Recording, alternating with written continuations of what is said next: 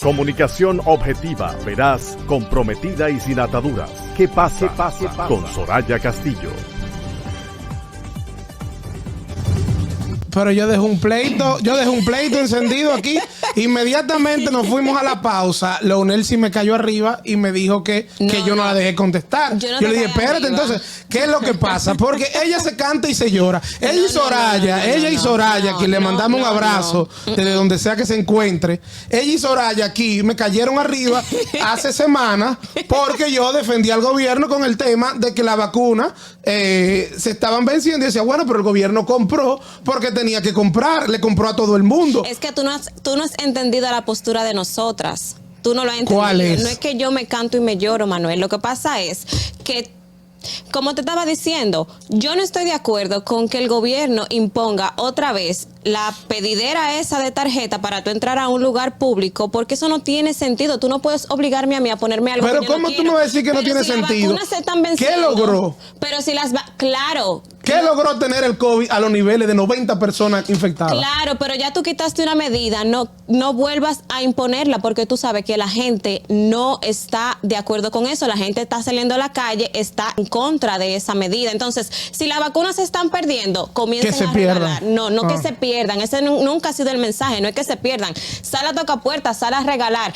Y a las personas que ya iniciaron su proceso de vacunación, que no han culminado su ciclo, pues entonces a ese grupo, dirígele una campaña de motivación para que terminen su ciclo, para que cumplan con la cantidad de vacunas, ya sea 3 o 4 o 5 10, las que sean necesarias para completar tu ciclo, pero no me impongas a través de pedirme una fuñenta tarjeta y como piden en muchos países del mundo, como piden en todos los países desarrollados del mundo. O sea, eso no es un invento de la República Dominicana. Pero yo no he dicho que sea un invento, yo te estoy diciendo que eso es una medida que cae mal, y más ahora cuando tú acabas de quitar todas las medidas. O sea, ¿cómo tú puedes venir ahora a decir, sí, te voy a pedir una tarjeta de vacunación porque se están perdiendo la vacuna? No, mi amigo, salga y regala y motive a la gente que empezó su ciclo y que no ha terminado.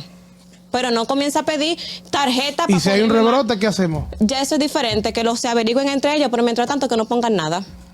Bueno, y ya. Señora, ahí están, esa es su opinión. La vacuna... que no se...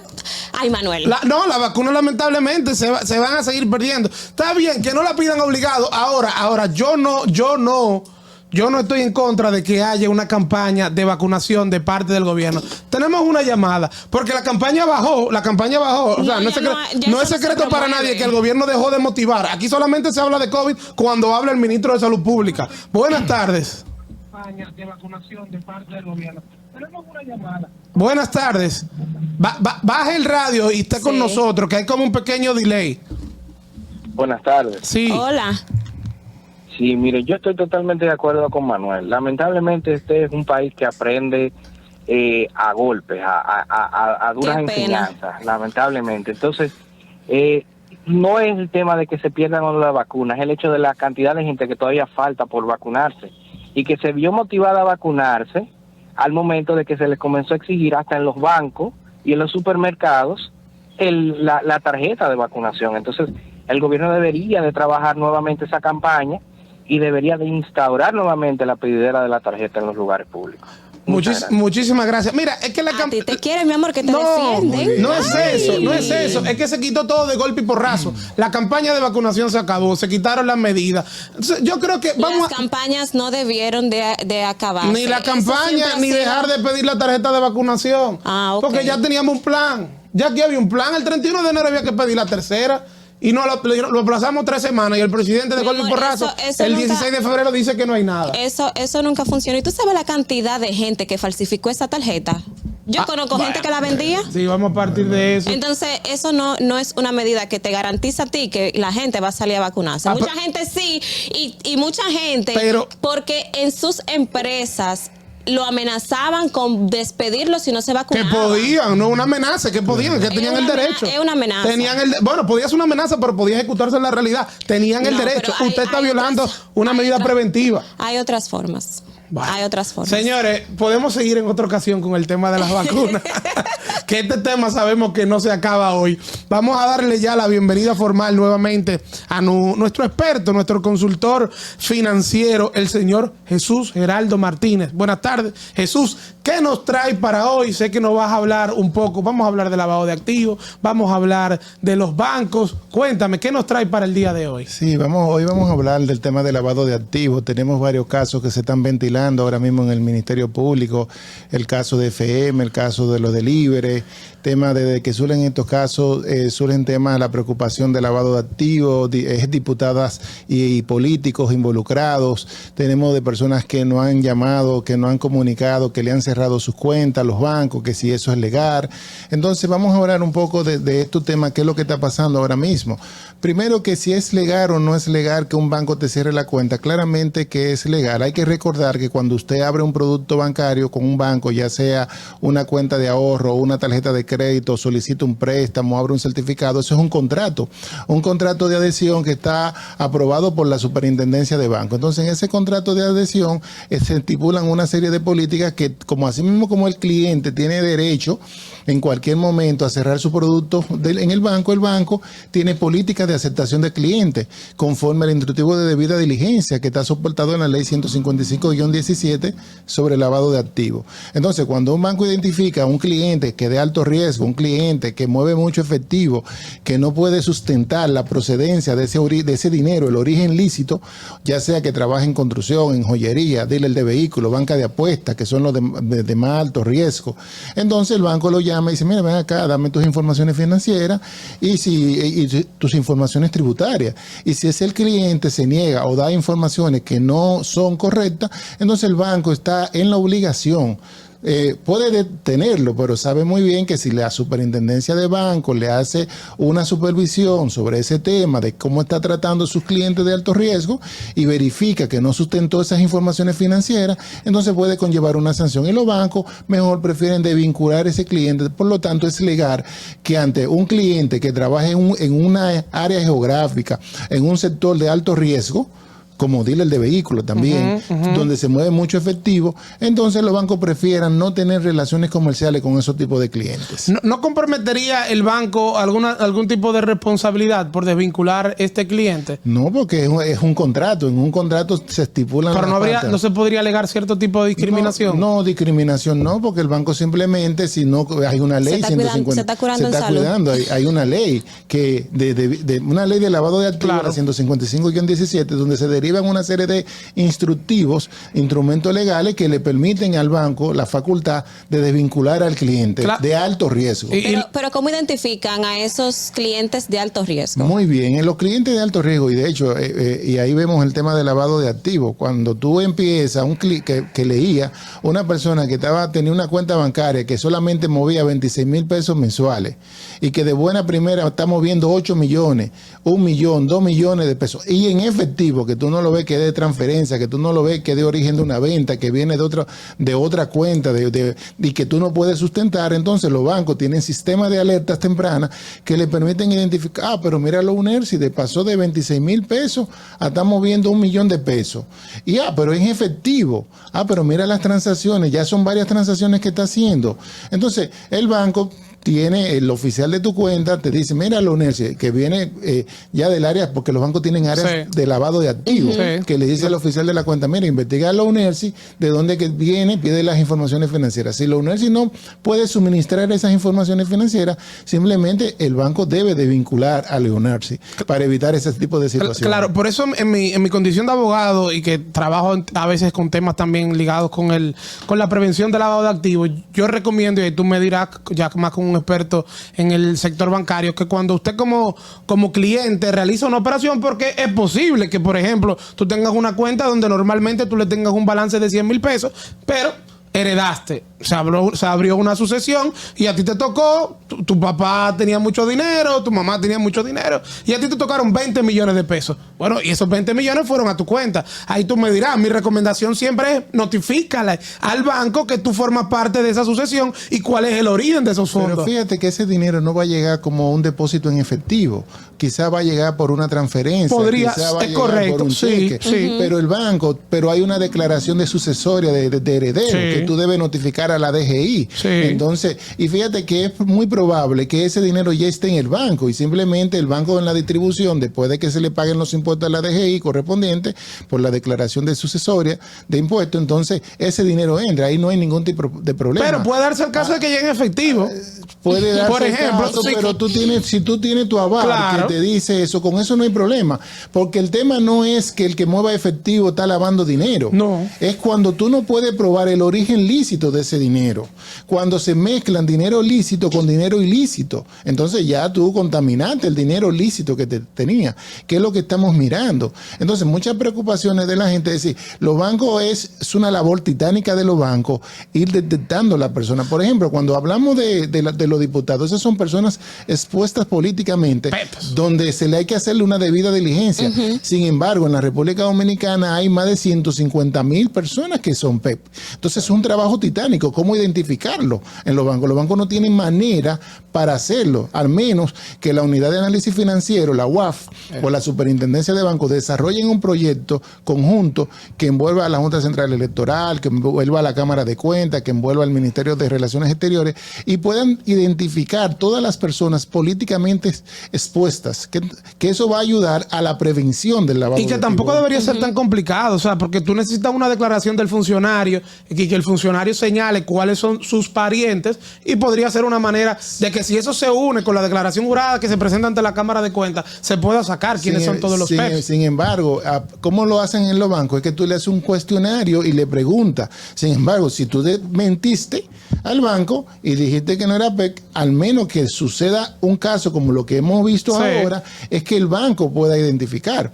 Porque ¿qué es lo que hemos visto en estos casos de FM? Que está relacionado a remesa, que es un caso nuevo, o nuevo no, porque habíamos visto internos del tema de lavado de activos, ahora lo estamos mirando de remesa, donde habían remesas imagen, que tú me mandabas el dinero y luego yo te lo mandaba para acá. Entonces, en este caso, fíjate ¿cuál fue el instrumento? Fueron los canales de remesa que se utilizaron. Y ese dinero entró fragmentado a la banca de alguna forma u otra o quedó en efectivo, porque hemos visto imágenes hasta de efectivo quemándose.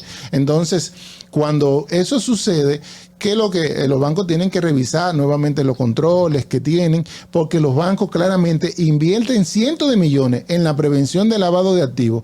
Y hay que señalar, y ahí le paso cualquier pregunta que ustedes tengan, es que los bancos no son los persecutores del lavado de activos. Los bancos lo que tienen que tener políticas de aceptación de clientes, tipificación de los clientes, de los riesgos de los clientes, controles a nivel de los canales, de los diferentes productos financieros, y luego remitir a la superintendencia de banco y a la unidad de análisis financiero, en el caso de la superintendencia de banco, las operaciones en efectivos y de transferencias, y en el caso de la UAF, las operaciones de efectivo y de transferencia por encima de efectivo, ya no importa el monto, y en la UAS los reportes de operaciones sospechosas. Cuando una gente viene y te hace un reporte, te hace un depósito y tú no sabes de dónde, mira, el banco tiene la obligación de reportarlo a la UAF. Y la UAF, como dice la unidad de análisis financiero, es la responsable conforme a la ley 155-17 de hacer la persecución, de hacer los análisis y de instrumentar en la Procuraduría General de la República, en la unidad de lavado de activos, las personas que puedan estar vinculadas al lavado de activos. Y mi pregunta, perdón que te interrumpa, Manuel, mi próxima pregunta iba relacionada con eso de las remesas. Acabo de ver acá que el Banco Central está informando que ha habido una disminución en cuanto a las remesas en este 2022 si lo comparamos con el 2021, un 1.6% menos. ¿Hay cierta vinculación con estos casos que han sacado el Ministerio Público de las personas que han apresado en o sea, si hay una relación entre esa disminución y los casos de lavado de activos que han surgido ahora. Mira, no se puede hacer hablar de que hay una relación directa. De hecho, en lo personal entiendo que no lo hay. Porque ¿qué sucede? La República Dominicana en el año 2020 y en el 2021 tuvo un boom a nivel de la remesa. ¿Y cuál fue? ¿Qué generó ese hecho? O que el gobierno americano dio muchas ayudas a todo el mundo, a la clase con menos recursos, donde están muchos dominicanos que recibieron ingresos adicionales y lo mandaron. Y entonces, aquí no había tanto dinero en ese momento, estábamos en la crisis. No, porque entró mucha remesa. Pero que digo que eso generaba la necesidad de la gente pedirle a sus familiares fuera. Entonces, todo ese dinero vino de remesa. Ahora mismo las condiciones no son iguales. El gobierno no le está dando dinero. Esas ayudas que estaba dando el gobierno americano a los dominicanos, a los latinoamericanos, a sus ciudadanos más pobres, ya no está. Entonces, claramente en el 2022 nosotros vamos a ver una disminución de la remesa. Y las autoridades lo que tienen es que informar que eso fue estacionario porque ese dinero tenía un origen. Claramente, si hay una vinculación con eso, habría que ver cuál es el impacto. Y para mí sería un impacto mínimo. Esas remesas que están en esas operaciones por los montos que ha comunicado el Ministerio Público. No, y porque este es un caso también que recién, vamos a decir, recién acaba de hacerse el sometimiento formal. Claro. O sea, que tal vez esas personas estaban operando todavía el año pasado, que muy posiblemente lo estaban. Claro. Es posible, sí. Jesús, tú hablabas al principio de que los bancos decidían terminar la relación comercial que tenían con algunos clientes cuando podían ver ciertos indicios que le generaban sospechas. Pero la ley 155-17 contra el lavado de activos, como tú bien decías, obliga al banco como sujeto obligado que no solo son los bancos, son muchos, luego vamos a ver esa parte, a hacer reporte de operaciones sospechosas a la unidad de análisis financiero. Cuando tienen algo que simplemente no le cuadra. O sea, un banquero sabe y el departamento de prevención sabe cuando hay algo que no le cuadra. Algo tan simple como que yo te pido tu cédula, tú me traes tu cédula y después te pido copia del pasaporte. Hay datos que no coinciden. Por ahí puede empezar a darte un indicio, levantarte una bandera roja de que hay algo que puede andar mal con el perfil de ese cliente.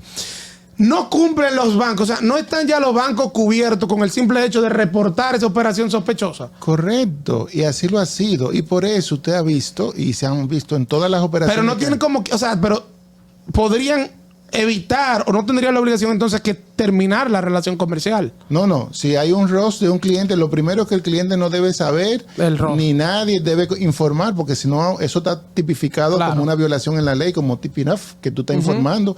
Simplemente tú lo reportas a la UAF. La UAF, ¿qué tiene que hacer la unidad de análisis financiero? Analizar ese ROS si tiene... Sin embargo, yo entiendo que la UAF necesita algunas herramientas más tecnológicas de alerta para que pueda analizar las informaciones en conjunto de cualquier persona. Entonces, eso no da hecho. Por eso dije, bien, he reiterado, que el hecho de que usted maneje efectivo, eso no significa que usted lava activo, ni significa que el banco le va a cerrar su cuenta.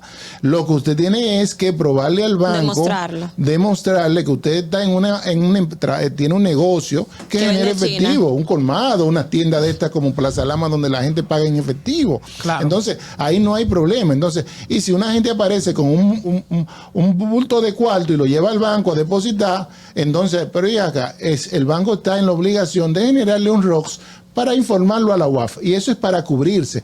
Por eso ustedes ven que los bancos no deben ni de sonar en estos casos, porque el Ministerio Público, ¿en qué se ha apoyado para instrumentar estos casos? En los datos que han suministrado los bancos a la unidad de análisis financiero y a la superintendencia de bancos. Si los bancos no hubieran suministrado esas informaciones, entonces el Ministerio Público no iba a tener ningún tipo de caso para sustentarlo. Claro.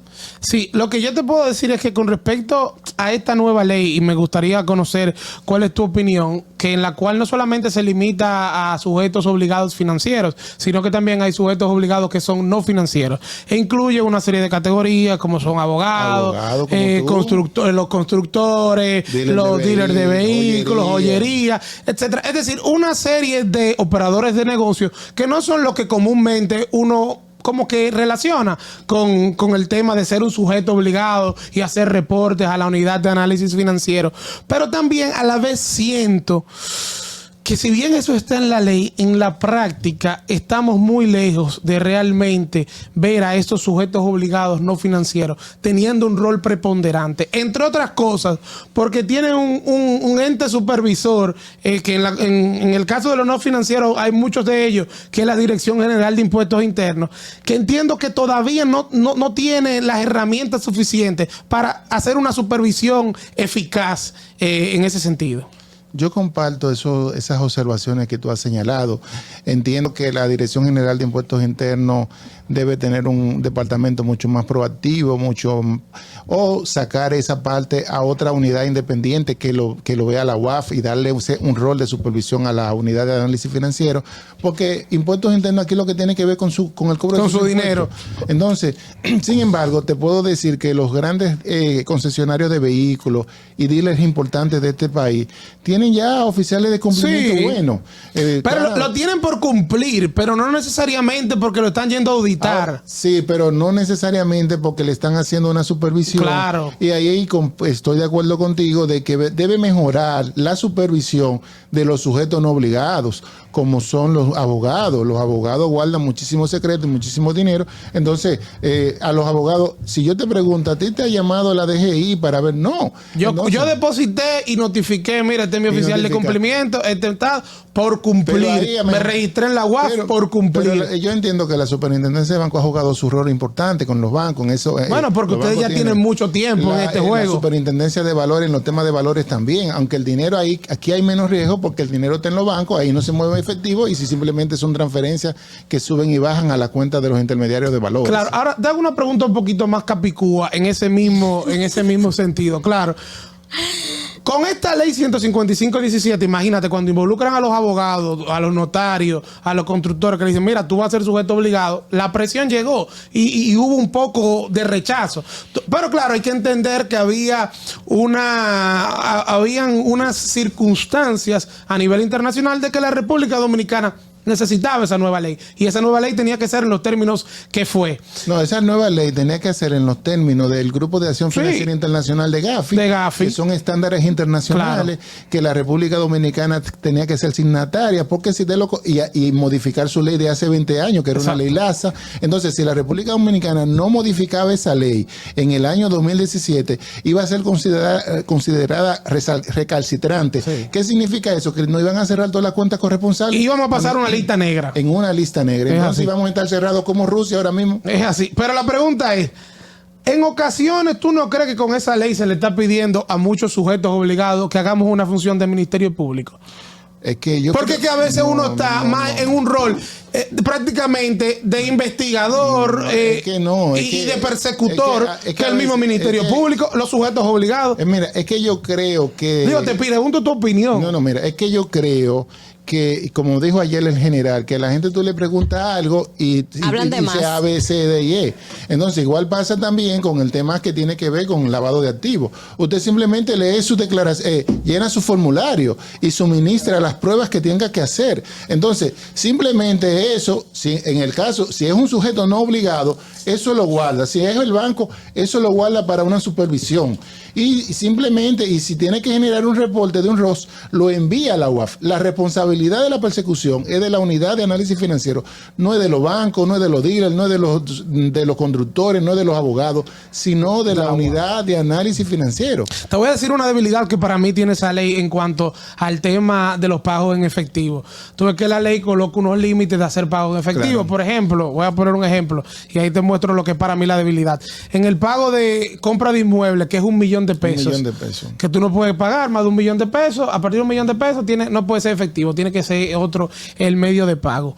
Pero ¿y cuando fraccionan los pagos? Con los constructores, que tú le dices, cuesta $2 millones de pesos el inmueble. Ah, está bien, te hago 3 pagos de 700. Sí, por eso. Eso es una debilidad de la ley y siempre lo he dicho. No es una debilidad. Realmente...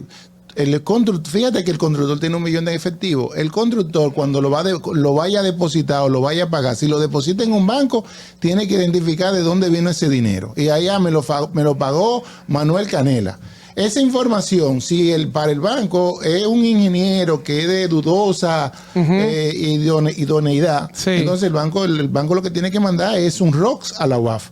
Y entonces esas informaciones se cruzan. Pero aquí lo importante es que, y ahí comparto contigo, que es necesario el desarrollo de sistemas de alerta, porque el banco ama ver una fracción de su información, pero la unidad de análisis financiera tiene, o la superintendencia de banco tiene la totalidad de la información para poder generar cualquier tipo de alerta relacionada al lavado de activos. Sí, no, la verdad que es un tema bastante interesante que todavía debemos seguir desarrollando, mejor dicho, porque yo creo que todavía en ciertas cosas estamos siendo muy tolerantes. En el caso de los bancos, no. Porque los bancos tienen una superintendencia y además tienen una cultura de cumplimiento que es diferente. Pero la mayoría de las otras empresas, la mayoría de los otros sujetos obligados no financieros, no hay esa cultura de cumplimiento. Hay que trabajar, la cultura que hay es más de buscar la vuelta para ver cómo evado lo que hay para cumplir. Sí, yo comparto eso contigo y entiendo, por eso entiendo, como señalé, que o la DGI debe fortalecer esa área, o en un proceso de modificación de la ley 155-17, sacar esa supervisión de los sujetos no obligados, o dárselo o a la UAF o a alguien a otra institución, sí. O otra institución. No ligarla con los bancos, porque de una vez la gente quiere mandarle toda la cosa a los bancos. No. El tema de los bancos es de los bancos. Claro, no, y es que cuando tú mezclas con la DGI, ya la DGI tiene un rol supervisor bastante amplio y bastante complicado para tú sumarle entonces que sea ente supervisor en temas de prevención de lavado. Así es. Bueno, señores, miren, lamentablemente con Jesús siempre tenemos muchos temas que tratar, de materia de lavado de activos, temas financieros. Yo quiero que la semana que viene él venga, pero vamos a asesorar a la gente cómo rendir los chelitos. Porque últimamente hemos estado hablando en términos macro de la economía del país, pero vamos a hablar con la gente el tema de la tarjeta de crédito, que eso que la gente hace sus líos, pero siempre es bueno compartir todos estos temas con nuestro asesor en esta materia que nos acompaña cada martes. Señores, cada martes y cada día que puede. Sí, yo lo estoy jalando. Soraya lo estamos jalando para que esté aquí, para que nos acompañe siempre. Pero miren, lo que nos acompaña siempre son ustedes y por eso nuestra gratitud eterna con nuestra audiencia. El día de hoy lamentablemente ya se finalizó, ya llegamos al final de nuestro programa, pero mañana el compromiso se repite a las 4 de la tarde para que usted se entere de todo lo que pasa aquí en República Dominicana y en el resto del mundo. Buenas tardes. Hasta aquí, ¿qué pasa? Con Soraya Castillo.